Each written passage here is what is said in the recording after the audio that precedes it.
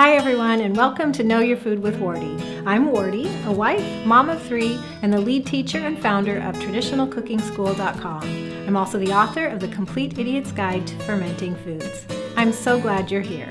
This is the podcast devoted to healthy family cooking with traditional methods like sourdough and old-fashioned pickling.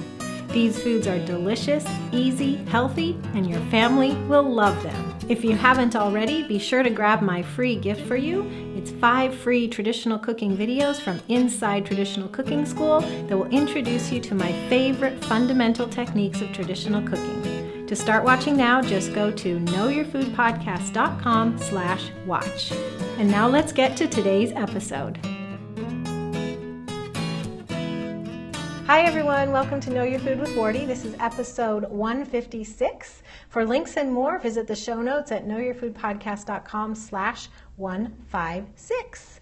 And those of you who are joining me live, a great big welcome to you. We're here on Periscope. My handle is @TradCookSchool, and we're recording this live, and it's lots of fun to see the hearts flowing and to see your comments as they come in.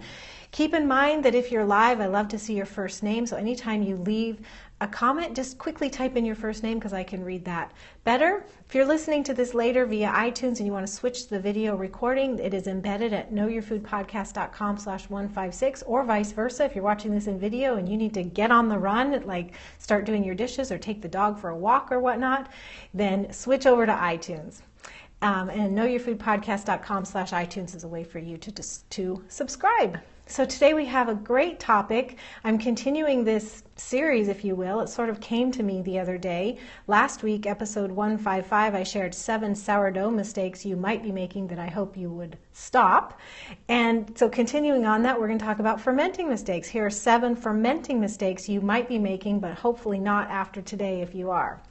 So we're going to get into them, and as I mentioned them, if you're live with me and you want to tap the screen to share hearts, or if you want to comment and add to this discussion, please do that. If you're listening later, the comments are open for you at knowyourfoodpodcast.com/156, so just go by there and leave a comment with your thoughts on any of the 7 points.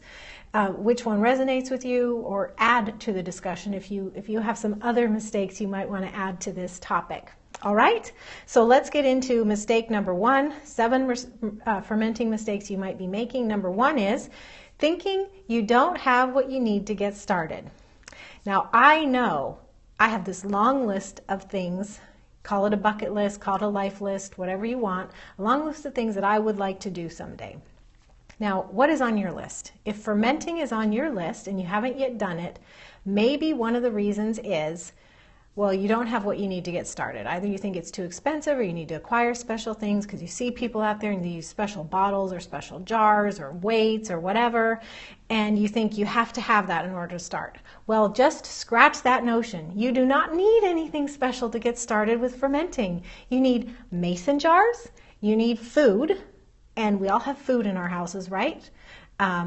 Vegetables, fruits, anyway, salt is the final thing. So you need a mason jar with a lid, food, and salt. That is all you need to get started with fermenting. Forget about the fancy bottles and airlock lids and everything like that. You do not need it. You can get fancy later if you want. If the fermenting bug hits you, which I hope it will, you can get fancy later and invest in some things. But right now, that's all you need to get started. So move that item to the top of your list and get started today, maybe tomorrow, depending on when you're listening to this, okay?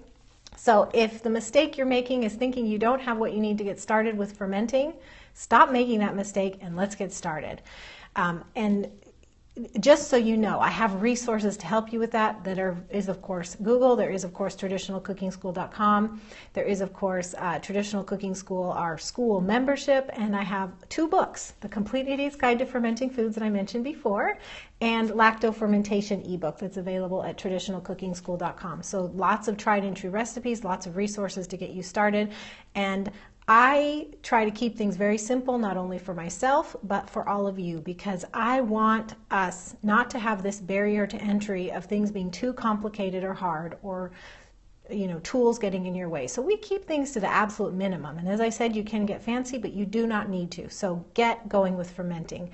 It is not, it doesn't need anything special to get started. All right, so number 2 is going to be a little bit related. This is another fermenting mistake that people make, and hopefully you're not, or will stop if you are.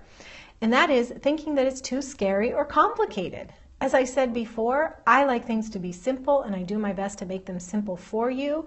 And you do. Fermenting is not scary. It is not complicated, or at least let me qualify that. It doesn't have to be. I know that some people make it that way. If you've been surfing the internet and you've looked at all, into fermenting, you might have stumbled across these blog posts, and not only is the type really small and the paragraphs really long, and it's like a million words long that your head spins and you're just like, I don't have time to deal with this right now. Well, that's that person's mistake for coming across that way at you, and it doesn't have to be that way. It's very simple ingredients, simple steps. Now here's the simple process. I want you to just understand what's behind this idea of fermenting.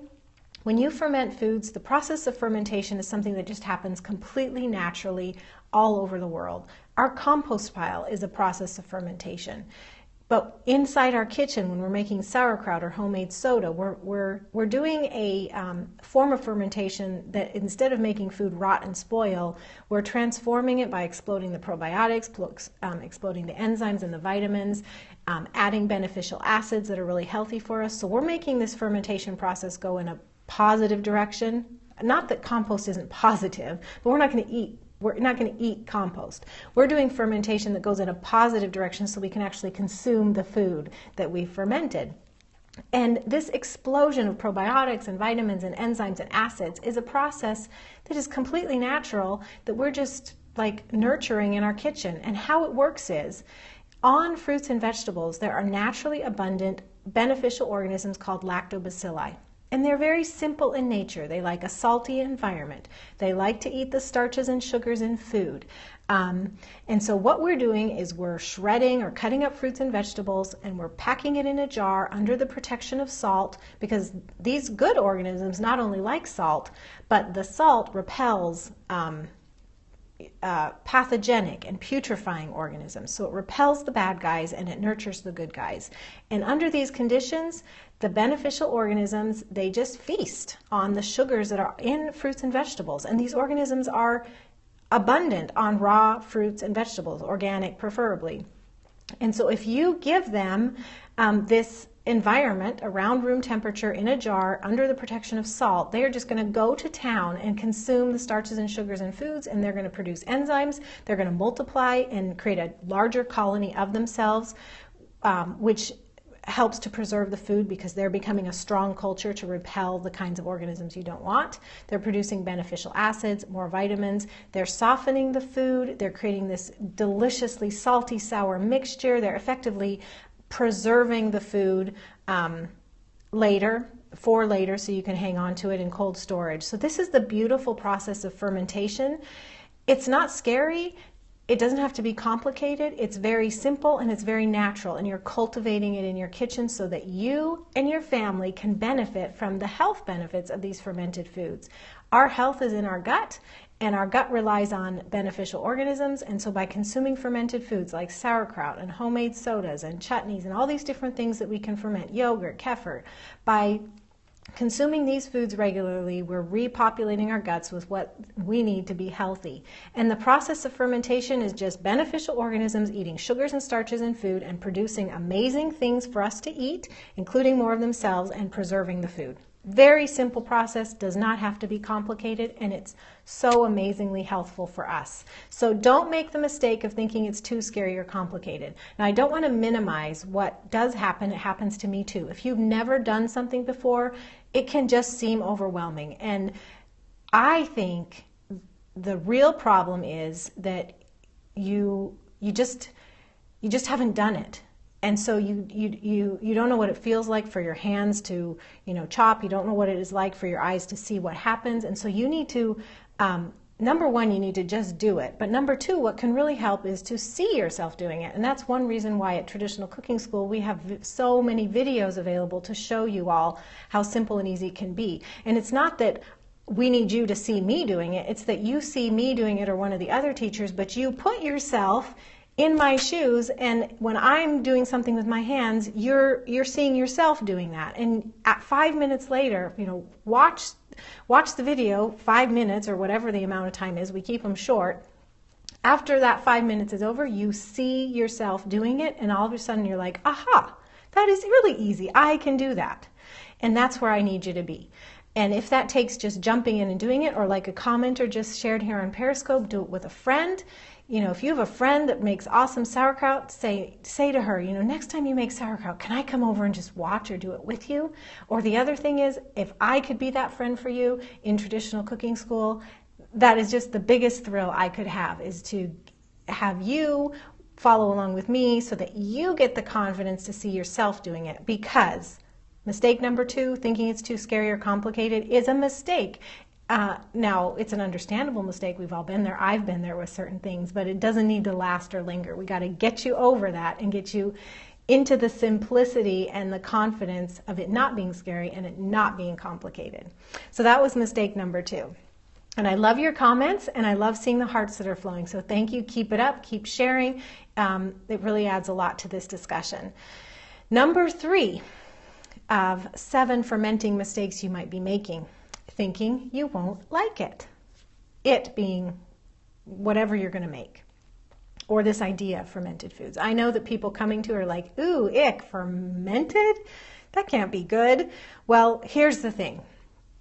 You might love fermented foods, or you might like some and you might not like others. But with such a range of choices of what you could ferment, you are bound to love something, like a lot of things, and okay, there's some things you might never try again. That is okay, but don't make the mistake of just making a blanket generalization that I'm not going to like that, or my family's not going to like it, because let's face it, most of us here are moms, and we have families or grandchildren, and we're not just thinking of ourselves, we're thinking, I only have limited time and energy to cook, and so I'm going to cook the things that make my family happy and healthy. I mean, that's a win-win for us, is when we can make them happy because they love it, and when we can help make them healthier.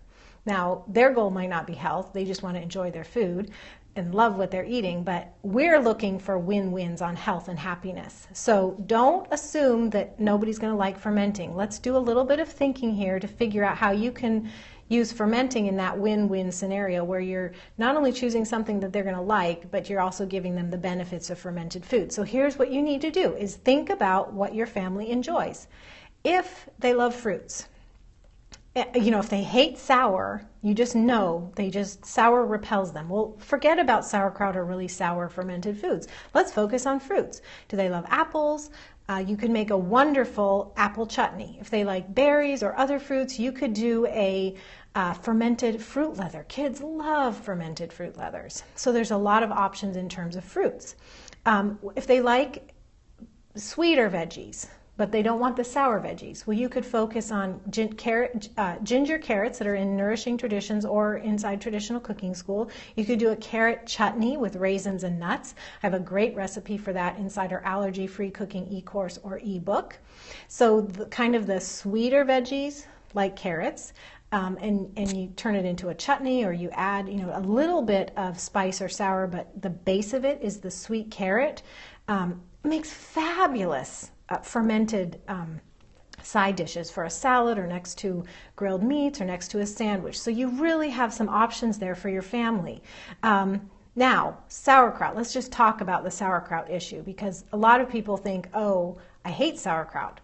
And they're talking about the vinegar canned sauerkraut that, that comes from the store. Well, that is one thing that I think we just have to be careful of, is let's compare apples to apples. And some of those canned vinegar pickled things we can get at the store simply do not compare to what you can ferment at home. So you may think you don't like sauerkraut, but you're not eating the sauerkraut that we're talking about if you're having that vinegar pickled sauerkraut from the store. And as Amy is saying in the comments, not the same. Exactly. It is not the same. It is not the same food at all. Maybe they started with cabbage, but it's not the sauerkraut we're talking about. And I am going to say, I don't think that's sauerkraut. They call it sauerkraut, but that's not the sauerkraut that we know and love. So here's the thing. Homemade sauerkraut is not the same as a store-bought sauerkraut. It's also doesn't taste like it. It's way better for you, that store-bought sauerkraut. And I'm not talking about the one in the refrigerator section in the health food that's like what we make at home. I'm talking about the vinegar pickled on the can shelf. Anyway, the kind we make at home is truly a superfood. It tastes completely different, and you might find that you like it. You might even find that you crave it. So don't just assume you're not going to like sauerkraut until you try homemade sauerkraut. And I'm not saying you're going to love it. It might take you a while, and you might say, nah, I don't really care for it, I'll try something else. That's fine, but at least try the homemade once. Preferably more, but at least once, so that you know the true difference between the sauerkraut you declare you don't like between homemade sauerkraut. And I'm saying you, and don't anybody take this as an accusation. I'm just talking generally, okay? I think it's just this societal thing of ooh, sauerkraut. And so I'm just exposing it for what it is, that sauerkraut is not the sauerkraut I'm talking about. So mistake number 3 was thinking you won't like it, or your family won't like it. So don't make any assumptions here. You have such a wide range of fermenting choices. Go in the direction of fruits or sweeter veggies, or try a real sauerkraut instead of saying you hate the sauerkraut from the store. Mistake number 4 is starting out too complicated. So, as I said before, veggies and salt. How much more simple can you get, right? I mean, fermenting can be very, very simple. So when you're starting out, stick with something simple, like the things I mentioned before. The fermented fruit leather, the apple chutney, the carrot chutney, the ginger carrots, or a simple sauerkraut. I mean, you've got one vegetable or a couple vegetables, or a fruit and some nuts and raisins, and you've got salt. There's nothing simpler like that. Save the homemade root beer or the natto, which is the fermented soybeans, or the tempeh for later. Those are more complicated. Save the homemade fermented corned beef for later. The gravlax, I might be saying it wrong, and I might be recalling the wrong thing, but the pickled salmon, save that for later. Just stick with the very basic, simple recipes when you're just starting out. You want to build your confidence. You want to find some just simple foundational things that your family is going to like, that you can whip together, that don't take a lot of thought or energy. It's just that boost that you need to get into this. So don't make the mistake of starting out too complicated. Mistake number 5. Is not interacting with it enough. And at this point, I want to ask our live audience, who here does ferments and you open your jars and you check things? Just give me a thumbs up in the comments if you interact with your ferments. Like, let's say your sauerkraut or your pickles. Are you opening things up? So Moms with Alice says yes. Mommy Stay Strong says yes. Mama Stay Strong Spring Spinner is yes. Prairie Gentian is yes. Amy is yes. Great. We're getting a lot of yeses. 4 more. Danielle, I can't read all the names. Robin is saying yes. Okay, a whole bunch of yeses. Awesome. So you guys, and Vicky's being honest here occasionally. Oh, Everyday People says no. Well, there are situations where you don't want to open. I'll address that. But for the most part, it looks like everybody here is saying yes, so that's great. Well, a mistake that a lot of people make, not you guys, is not interacting with your ferments as much as you should. And here's what I mean. So now if you're using a special jar like the pickle jar, or if you've got a crock with a big old weight on top that holds your stuff down, in those situations, especially with the weight situation, there's not as big of a need to interact and open your ferment. But if you have a mason jar and you're not weighting anything down, I'll give you an example of sauerkraut. So sauerkraut, remember I mentioned those fermenting organisms, and they're eating the sugars and starches in the cabbage, and they're producing more themselves. They're producing bubbles, actually. And so it's the acids, the enzymes, the vitamins, but also bubbles. They are literally respirating and giving off gas. And that lifts the mixture in the jar. And so over the course of 24 hours, you might have, your cabbage mixture might be an inch higher. And of course, then the juices are often spilling out. That's why I say put a towel under it. But here's the thing. Because they've lifted, then you've got all these air pockets in your sauerkraut. And that means your sauerkraut doesn't turn out that great because it's not fully under the protection of the salt brine, the salty cabbage juice. So every day you need to open up that jar and you need to push everything back down. The lifting up is not a bad thing, it's the natural action, but if you want really good sauerkraut and you want to be in tune with what's happening, then you open the jar and you can taste and you can smell and you push everything back down. That's what I mean by interacting with it. Let's be hands-on. You're not only, in many cases, ensuring a better result, but you're learning. You're learning. Every time you open that, you're observing and seeing, okay, so this is day 1 and this is what it's like, and this is day 2 and this is what it's like, and day 3, oh, it's like this now. And then you can take that experience to the next batch or the next type of ferment. And every ferment's going to be a little different. Every batch is going to be a little different. So it's not like you're putting these things in cement, but you're learning a ton. So does that make sense? If you interact and you taste and you pack down and you smell, then you're number 1 getting better results, and number 2, your observations are giving you a whole bunch more experience of what's actually happening in there. So I think we need to interact with our ferments regularly. I really do. It's for our sake and for the results. So that was mistake number 5. And it seems like nobody's really making it here, but hopefully I'm reaching somebody who's a little bit afraid of opening the jar and is not then afraid anymore to do that. Okay, we have 2 more mistakes. Everyday People is saying, thanks, you're a good teacher. I appreciate that so much. Thank you so much. Okay, so number 6. This comes up quite a bit with somebody who's never fermented before. So mistake number 6 is thinking it's spoiled when it's sour, or vice versa. Or I could put it another way and I could say just like, not knowing if it's good or not, because the smell is so different. In our standard American diet, we're used to salty and sweet and yeah, a little bit of sour, maybe sour candies, but sauerkraut may be completely new. And so we're not sure, is that spoiled or is that just sour? So I want to make sure that everybody knows not to make the mistake of thinking it's spoiled when it's really sour and different. Okay, so the first thing I want to say about this here is there really is no substitute for experience. But there's 2 kinds of experience we're talking about. One kind of experience is the experience of you've fermented a whole bunch, so you actually know the difference between spoiled and sour.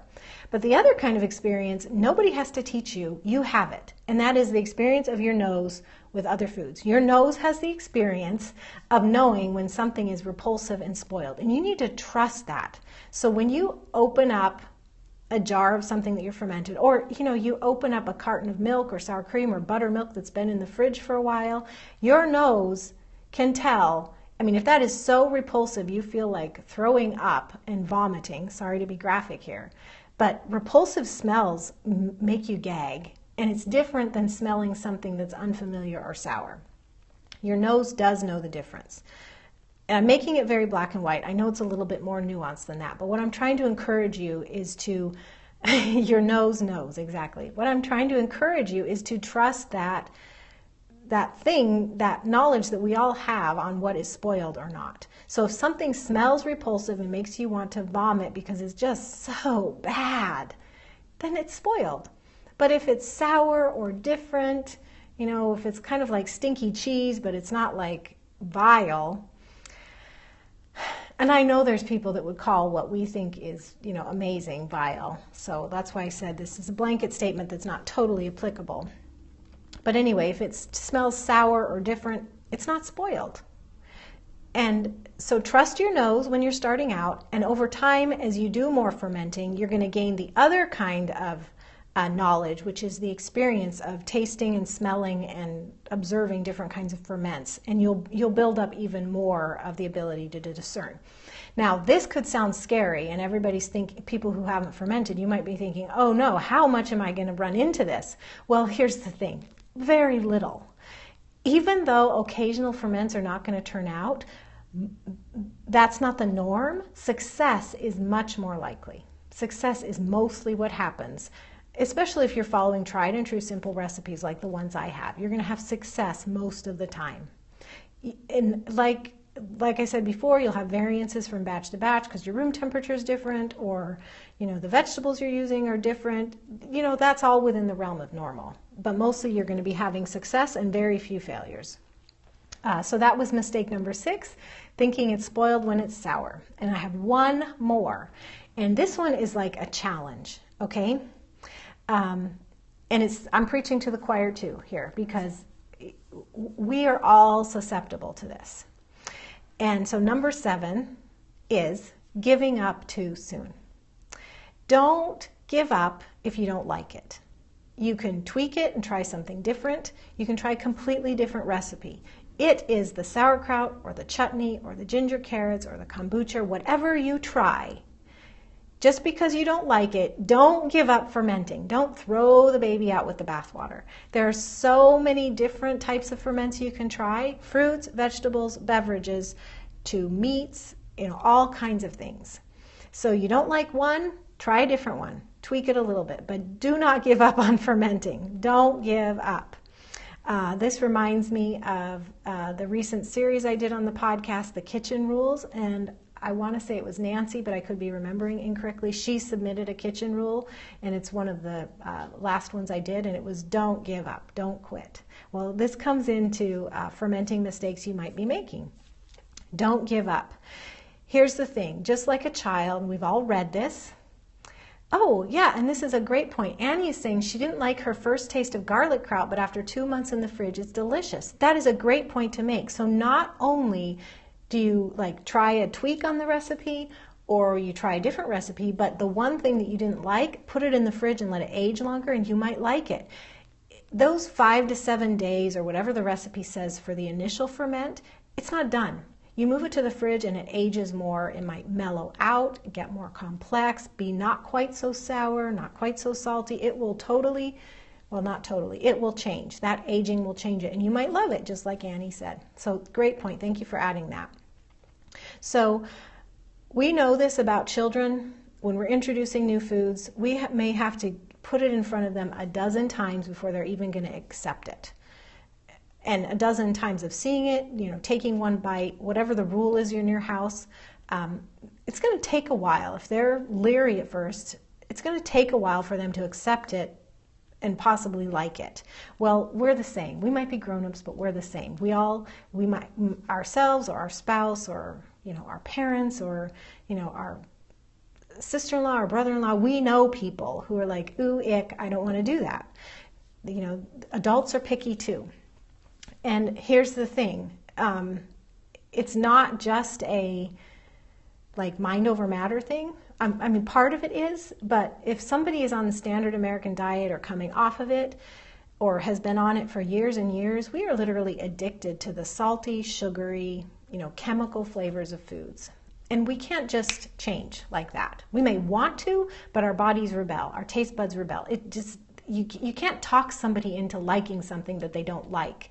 And I'm not saying to absolve everybody of any responsibility, because I think we need to be responsible and proactive about changing our taste buds, but the fact is that our taste buds have to be changed because they've been addicted to chemical, salty, sugary flavors of standard American diet. Good food can be a challenge to transition to, and so we have to be patient, we have to be willing to keep at it. So that's why I said don't give up, because it's worth it. You and I know, as most of us are moms of families, and you and I know that it's so important to us. Okay, I'm speaking for myself here, and you guys can let me know if this resonates with you. But I said this before, I have limited time and energy. So when I'm looking for things that I might want to fix, might be exciting to me, I would really want to eat, I'm always in the back of my mind thinking, it has to be good for the family too. Or if I have some health needs that I want to work on, I'm also thinking, double duty here. I have to make it work for the family too. I need them to like it. I need it to be good for them. And that makes it good for me. So there's these different, and Moms with Alice is agreeing here, there's these different check boxes. Anything we decide to fix, we want it to check off as many boxes as possible, as many benefits as possible, good for as many people as possible. So I don't know why I was saying that. It came up. I don't know, lost my train of thought there.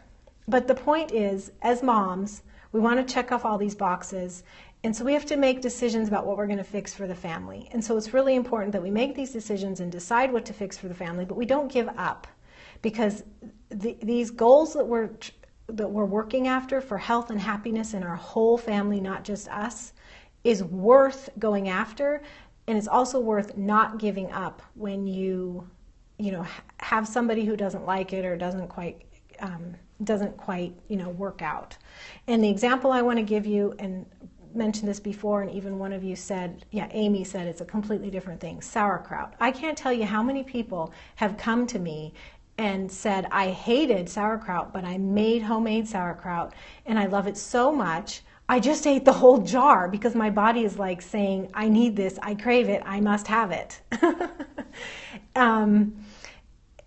So the thing is, you can't give up, because you gotta give your body and your family the opportunity to get used to it and embrace it, and it is worth all the challenges of transitioning. And it is a real transition, like I've said. It's a real transition. You're overcoming addictions and tastes that are a real thing.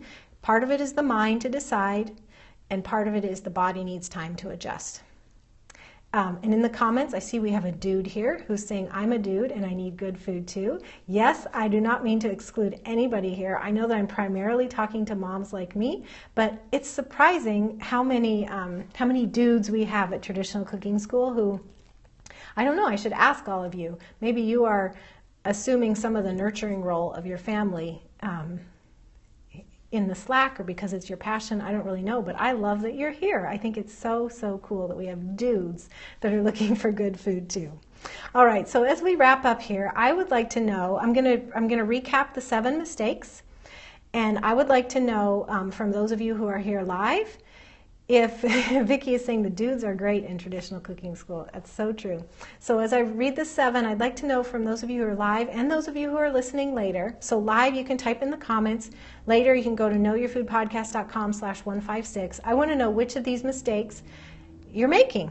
And hopefully the corollary here that goes without saying is that's the one you're going to work on. So number 1, thinking you don't have what you need to get started. Number 2, thinking it's too scary or complicated. 3, thinking you won't like it. 4 is starting out too complicated, so your first recipe you choose is too complicated. 5 is not interacting with it enough. 6 is thinking it's spoiled when it's sour.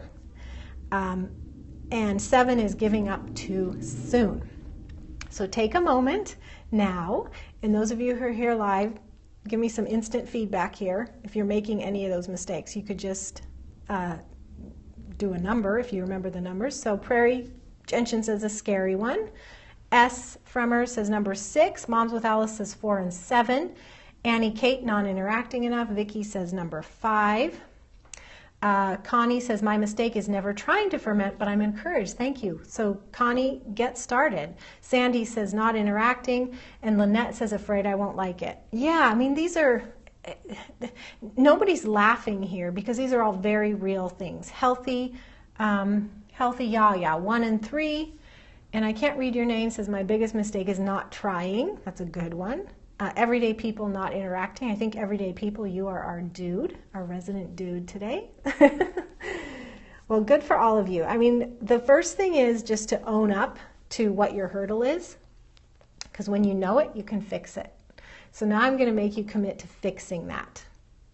Oh, Amy says, giving up too soon with dill pickles when I lost a gallon of homegrown cukes. Yeah, that's a tough one because pickles are probably one of the harder ferments to get right. I mean, when they're right, they're awesome, but the trouble is we get abundant pickling cucumbers in the summer, and that heat, at least in my experience, it can be the factor that makes them like go mush instead of stay crisp. And Lynette is asking, or adding a mistake number 8, not big enough fridge. Yes, I want to give you a tip on that, Lynette.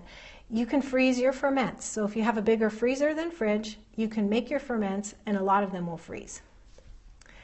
Well, thank you all so much for being here. I want to finish up with something that some of you know about, but many of you may not. If you're new to Traditional Cooking School, I have a gift for you, and it is what I call a fermenting formulas cheat sheet. So it's tried and true formulas for all kinds of ferments, pickles, relishes, salsas, beverages, and more, where I tell you for a quart of what you're making, you need this much veggies or fruit, you need this much salt, etc. So it's formulas to make safe and delicious ferments of all kinds from whatever you have on hand. And so that is a free gift for you. You can get it at knowyourfoodpodcast.com/fermentgift, where ferment gift is one word.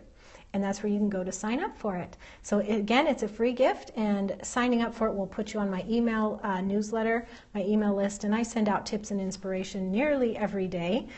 So it's a great way for us to get connected. And thank you everyone in the comments here for the wonderful feedback. It's wonderful to have you here. I so enjoy it. It's really the highlight of my week. So if you're listening to this later, again, the address, knowyourfoodpodcast.com/fermentgift. If you're listening to this later, the show notes are ready for you, knowyourfoodpodcast.com/156. So come on by and share in the comments the answers to the questions I've asked you. If you're listening later and you'd like to get in on the live fun, just watch Periscope at Trad Cook School. So it's periscope.tv/Trad Cook School, or on the app with the handle at Trad Cook School, sometime on Thursdays, usually in the afternoon, about 1 or 2 p.m. Pacific. I hop on here and we do a live recording, and it's really fun. Thank you all. God bless you. See you again in a week. Thank you so much for joining me today. I hope you'll come back again soon. Here's what you can do next.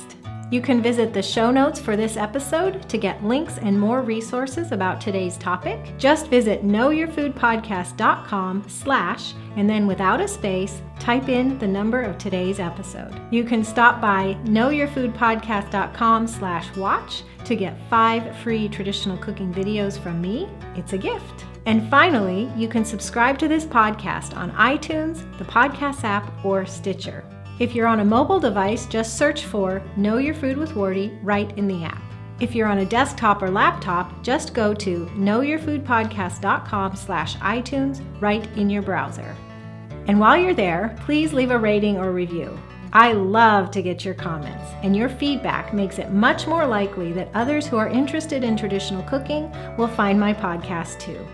Thanks so much. God bless you, and I'll see you again soon.